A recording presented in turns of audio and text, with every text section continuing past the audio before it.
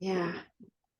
Yeah. For those of you listening, I mean, there's hope for these things if you can put in the work. And I was so motivated to feel better, not right away, but eventually. Hmm. That yeah, but I did. I developed PTSD. I started having flashbacks and dissociative episodes, and Yeah. yeah, Yeah. it was terror for sure. So I want to talk to you about a struggle. I know so many people struggle with this, the guilt that comes after and the shame that you're feeling. And I know that you, when we talked earlier last week, you mentioned all of those things and how amplified it gets. Hmm. Was that something that just overtook your life at that time? Was it? Oh yes, Yeah. 100% yes. Yeah.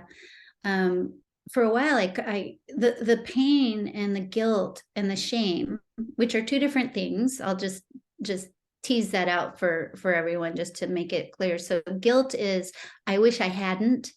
I wish I hadn't said no that night.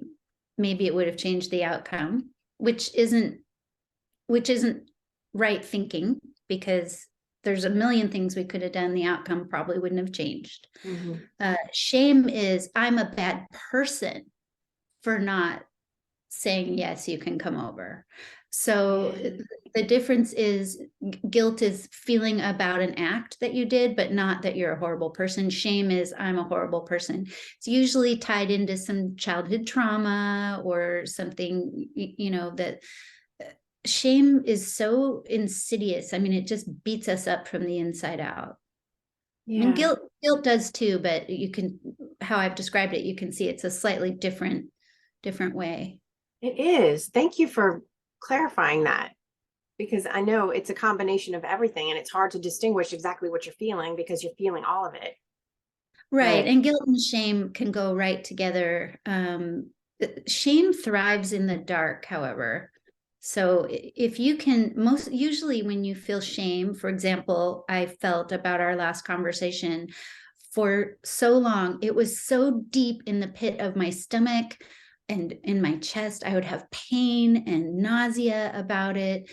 And once I don't want to skip over a whole bunch of the story, but once I started really studying um, shame and guilt and grief, I realized that it that those things aren't going to change the past. No matter how you mhm. feel, you can't change what happened.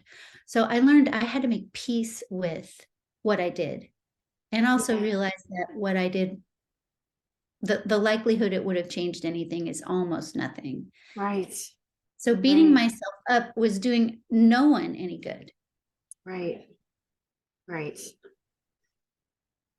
So what were those first few months like for you, aside from the guilt and the shame? How was To be it honest, there wasn't much handling? aside from the guilt and the shame. There Yeah. was chaos, there was damaged relationships, there was